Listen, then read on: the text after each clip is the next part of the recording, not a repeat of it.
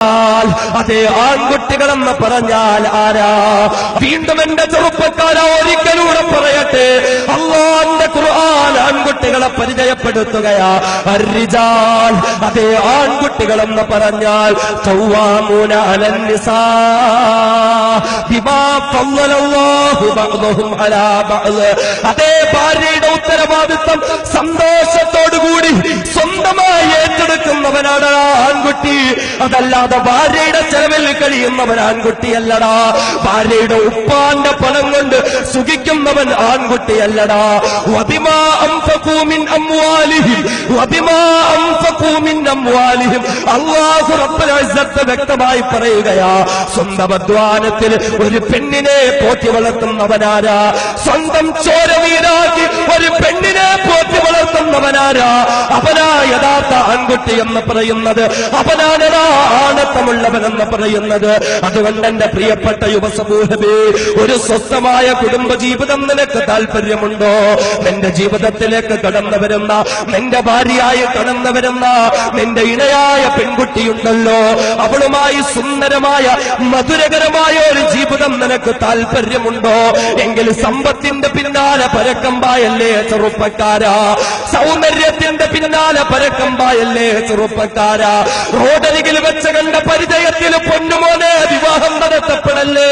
ഉത്സവപ്പറമ്പിൽ വെച്ച് കണ്ട പരിചയത്തിന്റെ പേരിൽ ഗാനമേള കേൾക്കാൻ പോയപ്പോൾ പാതിരാത്രിയുടെ നിശബ്ദതയിൽ ചുരിദാറുമിട്ട് ഗാനമേള കേൾക്കാൻ വന്ന സുന്ദരിയായ പെണ്ണിന്റെ സൗന്ദര്യം കണ്ടുകൊണ്ട് നീ ഒരിക്കലും അവളെ നിന്റെ ഭാര്യയാക്കാൻ ശ്രമിക്കല്ലേ.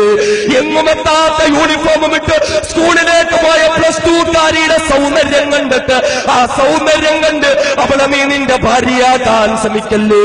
സ്വസ്ഥമായ ജീവിതം നിനക്ക് വേണമോ പൊന്നുമോനെ? മധുരകരമായ നിമിഷങ്ങൾ നിനക്ക് വേണമോ പൊന്നുമോനെ? എങ്കിൽ അല്ലാഹുവിന്റെ റസൂലിന്റെ വാക്കുകൾ നീ സൂക്ഷിച്ചുകൊള്ളുക, നിന്റെ ഹൃദയത്തിൽ രേഖപ്പെടുത്തിക്കൊള്ളുക. അല്ലാഹുവിന്റെ റസൂൽ പറയുകയാ, അല്ലാഹുവിന്റെ ഹബീബ് പഠിപ്പിക്കുകയാ, ലാ തൻകിഹുൻ നിസാ ലിഹുസ്നിഹിന്ന ലാ തൻകിഹുൻ നിസാ ലിഹുസ്നിഹിന്ന.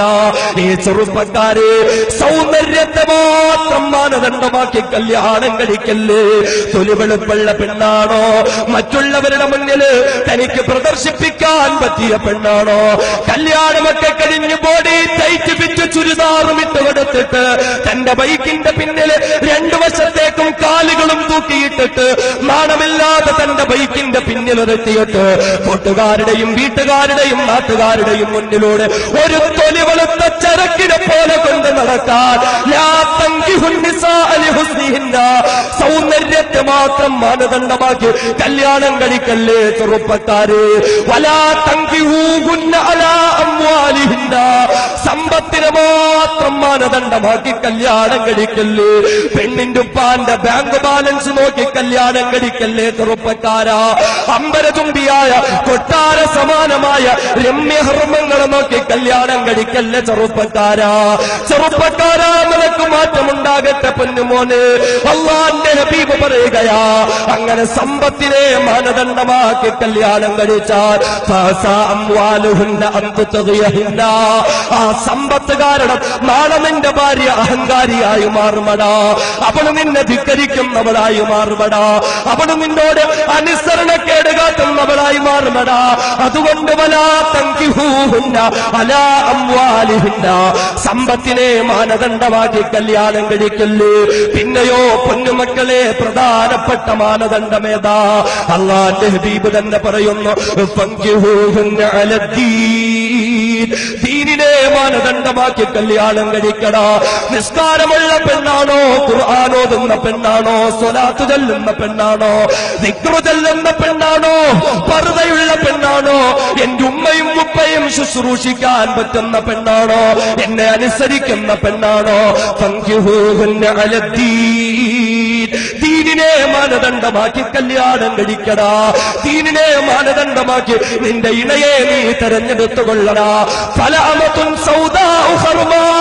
നീ നിന്റെ ഇണയായി തെരഞ്ഞെടുക്ക നടക്കുന്ന പെണ്ണുണ്ടല്ലോ, അവള് ചോർന്നരിക്കുന്ന ചറ്റക്കൂരയിലും അടിമയെപ്പോലെ കഴിയുന്ന പെണ്ണായാലും അവളുടെ സൗന്ദര്യമെല്ലാം പോയിട്ട് തൊലിയെല്ലാം കറുകറുത്തിരിക്കുന്ന പെണ്ണായാലും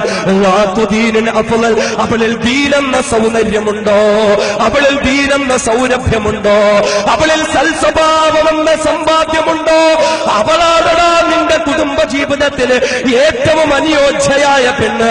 അങ്ങനെയുള്ള പെണ്ണിനെയാണ് നിന്റെ ജീവിതത്തിന് വേണ്ടി നീ തിരഞ്ഞെടുക്കേണ്ടതെന്ന് മഹാനായ ലോകത്തിന്റെ വസന്തമേ നബി മുഹമ്മദ് മുസ്തഫ സല്ലല്ലാഹു അലൈഹി വസല്ലം ഇണകളെ തിരഞ്ഞെടുക്കുമ്പോൾ ഓരോരുത്തരും ശ്രദ്ധിക്കും, സമ്പത്താകണ്ട നമ്മുടെ മാനദണ്ഡം.